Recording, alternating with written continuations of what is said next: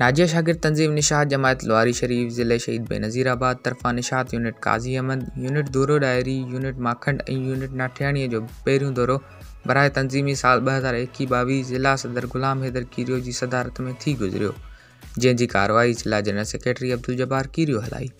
दौरे में ज़िले सदर पारां यूनिटनि जी पुराणी बॉडी खे डिज़ाल्व करे नई यूनिटनि जी बॉडी जो ऐलान कयो वियो,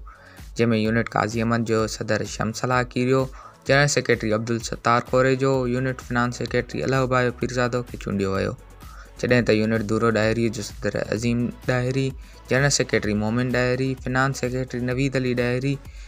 चूंडिया विया। यूनिट माखंड जो सदर Abdul Basit Dahri, general secretary Naseer Dahri, finance secretary Nadeem Dahri ऐं यूनिट नाठियाणीअ जो सदर मुनीर कीरियो, जनरल सेक्रेटरी इम्तियाज़ अली कीरियो ऐं फिनांस सेक्रेटरी सदोरो कीरियो जिन खे चूंडियो वियो, जिन खां हलफ़ पिणु वरितो वियो। हिन दौरे में ज़िला नायब सदर मोहम्मद अमीन डायरी, जनरल सेक्रेटरी अब्दुल जब्बार कीरियो, ज़िला जॉइंट सेक्रेटरी आमिर पीरज़ादो, ज़िला फिनांस सेक्रेटरी फज़ल करीम कोरेजो, ज़िला प्रेस सेक्रेटरी वक़ार अहमद कीरियो समेत यूनिटनि जे मेंबरनि भरपूर नमूने सां शिरकत कई।